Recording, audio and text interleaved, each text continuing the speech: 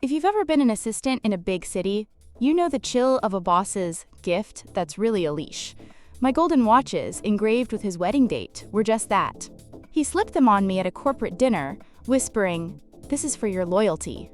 But wait, that engraving wasn't for me. It was his trap to keep me quiet about his shady Toronto deals. I'm 31, an executive assistant to a venture capitalist in Toronto's financial district. After a brutal divorce last year, I'm barely covering rent on my tiny condo, clinging to this job to fund my dream of an ethical startup. Mark, my 45-year-old boss, seemed like a mentor at first. Sharp, closing million-dollar deals, his office always buzzing with ambition. But from week one, his compliments about my dedication felt off, like coffee left out too long. Bitter, not warm. Early on, it was subtle. Late-night meetings in his glass-walled office, the city skyline glittering, the hum of the AC drowning out my unease.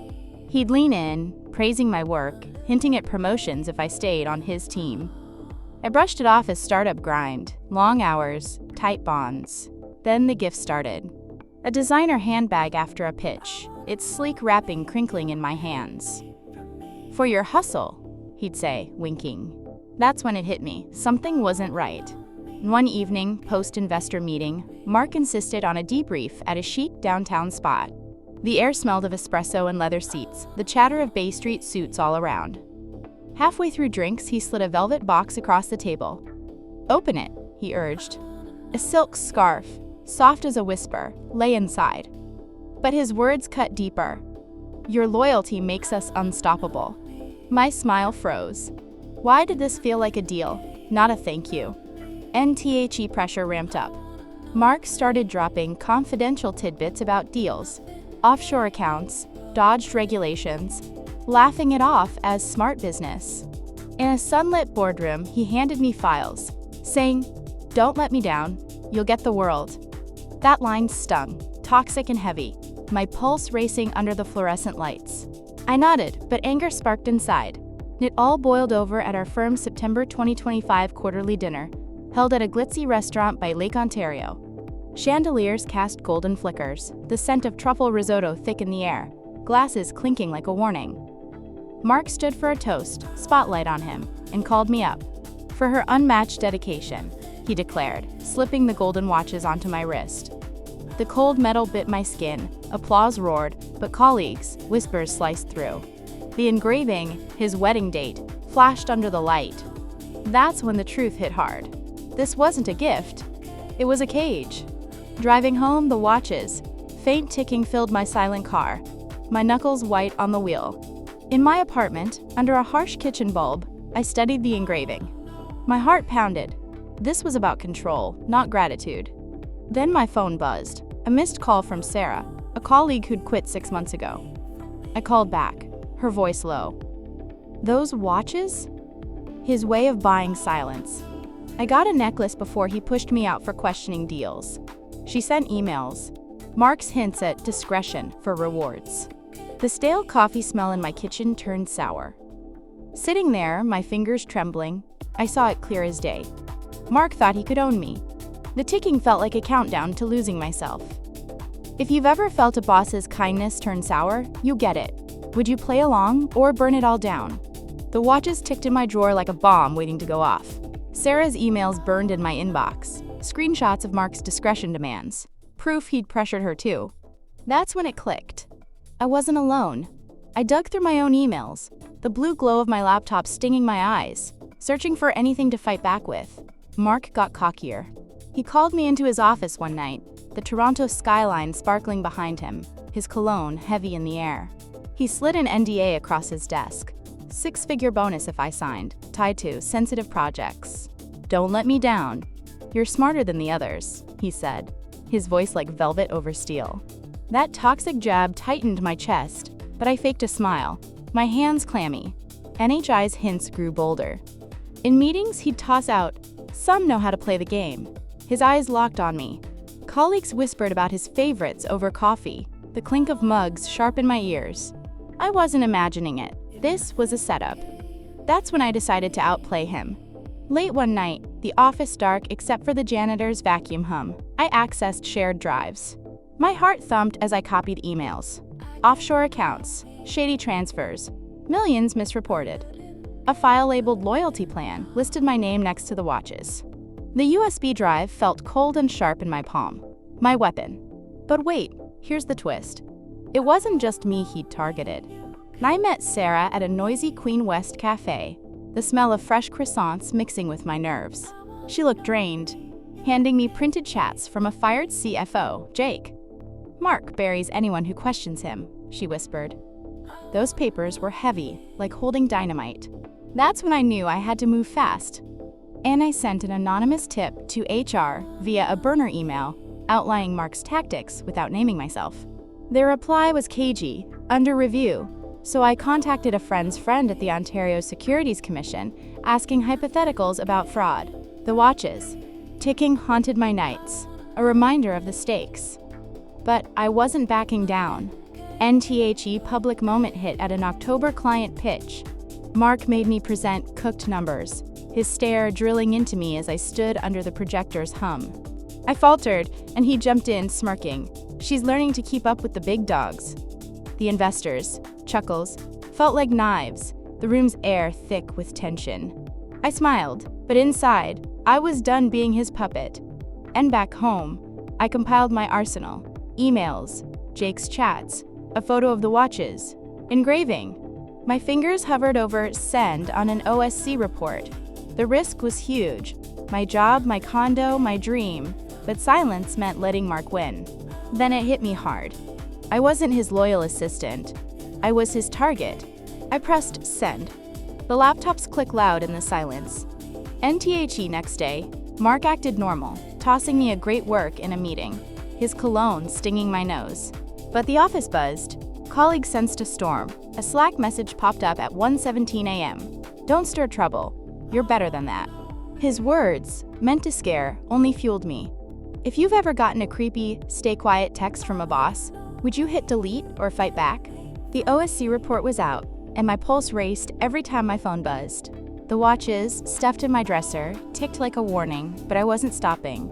Mark didn't suspect me yet, tossing casual, "good job" comments in meetings, his voice slick as the glass walls around us. But I was already 3 steps ahead. And that's when the game changed. And I met Sarah and Jake at a dive bar, the jukebox blaring classic rock, masking our hushed talk. Jake's evidence, signed contracts with shell companies, was a gold mine. "He thinks he's untouchable," Jake said, his voice rough. The papers crinkled in my hands, their weight screaming truth. That's when it hit me. I had enough to bury him. And I tipped off a journalist at the Globe and Mail anonymously about irregularities at our firm. The office turned tense. Colleagues gossiped over lunch, their forks clinking like alarms. Mark pulled me aside, his breath hot with cologne.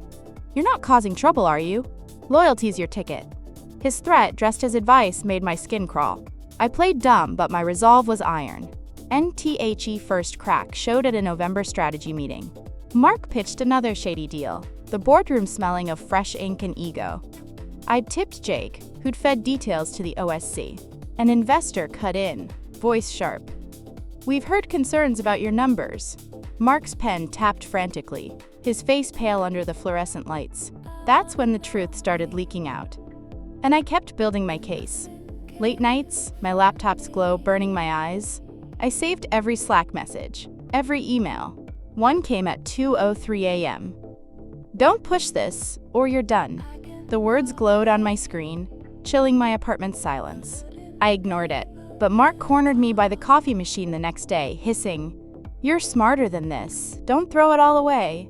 That toxic line lit a fire in me. NHR summoned me to their sterile office, the air heavy with fake pine scent. They probed about team issues, fishing for dirt. I stayed vague, dropping hints about pressure without naming names. Later, I sent Jake's contracts to the OSC, adding my files. The USB drive's sharp edges dug into my palm, my lifeline. That's when I crossed the point of no return. NTHE public unraveling hit at a December gala in a Toronto hotel. Chandeliers glittering, champagne flutes clinking like a countdown. Mark toasted to our best year, but his phone kept buzzing. investors bailing, citing regulatory issues. The room turned, whispers spreading like static. Colleagues shot me looks, sensing I'd sparked this.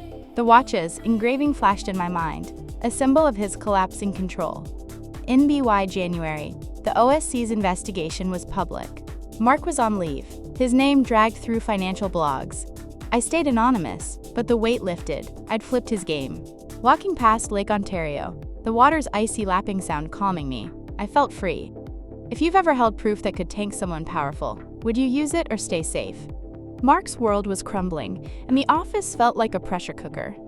Keyboards clacked nervously, the air thick with stale coffee and fear. Financial Post ran a piece on his questionable deals, and colleagues avoided eye contact, sensing the storm. I kept my head down, but inside, I was electric, anger and triumph pulsing. That's when I knew his reign was over. NHE tried to rally. A company-wide email claimed he was quote, regulators, but it rang hollow like a dropped glass. Colleagues muttered, he always acted like a king. I gripped the USB drive in my pocket, its edges biting my skin, a reminder of the truth I'd unleashed. But wait, here's the twist. I wasn't out of the woods yet. NHR called me in again, their fluorescent lights buzzing like a trap. They asked if I'd seen anything odd, their voices too calm. My heart thumped. I was close to being exposed.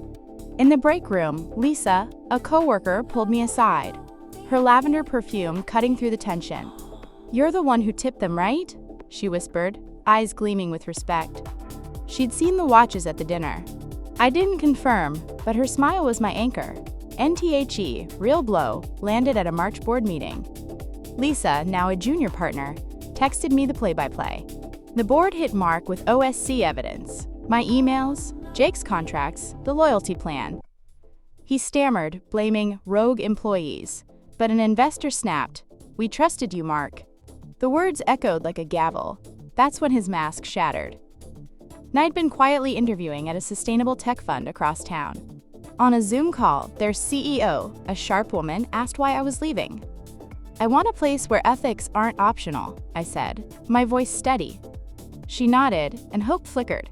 The watches, still in my drawer, felt like a relic of a war. One was winning. That's when I saw my new path clear. And Mark's downfall hit full force by April. He was fired, his name blacklisted in Toronto's VC scene. The firm issued a weak press release about new leadership, but investors pulled millions. I got a severance offer, hush money basically. I took it not for greed but strategy, to fund my next move. The USB drive stayed locked in my safe, its plastic edges my trophy. I left the office for good, spring air crisp with lilac from a nearby park. I donated the watches to a charity auction, let them carry someone else's weight. Driving past that lakeside restaurant, the memory of their cold metal faded. I wasn't Mark's pawn anymore. If you've ever walked away from a toxic job, what gave you the strength to go? A year later, I'm thriving at the Sustainable Tech Fund. Our office is small, no corporate gloss, but the vibe's real. People building clean energy startups, not egos. My desk faces Toronto's skyline, the CN Tower sharp against the clouds. Fresh coffee smells like hope, not control. I mentor new hires, pitching my own fund for women-led ventures. That's when I knew I'd rebuilt myself. And Mark's empire is dust. Lawsuits buried him. Financial Post called him a fallen VC king. Reddit and X posts ripped his golden boy act, some mentioning the watches as his creepy signature. I stayed silent, but reading those threads, my pulse raced with vindication. The truth was out, and I'd sparked it. Lisa became my ride or die. Over drinks, neon bar lights glowing, she admitted tipping the board about Mark's favorites. "You lit the match," she said, clinking her glass. The sound felt like victory. The USB drive sits in my safe, its edges still sharp when I check it, a reminder of what I fought for. The watches, engraving, his wedding date, is just a bad memory now. NMY life's healing. I host dinners at my condo, the smell of homemade pasta filling the air. My divorce feels like another life. I'm not that broken woman anymore. Mark's LinkedIn message, "You're smarter than I thought. Let's talk," made me laugh, sharp and free in my quiet apartment. I blocked him. His desperation was pathetic, and I didn't need his crumbs. Toronto's finance scene still hums with gossip about the scandal. I catch whispers. That assistant who took him down. That anonymity suits me. Passing that restaurant, Lake Ontario's waves lapping softly, I feel whole. I risked my job, my condo, my dream, but silence would have cost my soul. If you faced a gift that was really a trap, how did you break free? Tell me in the comments.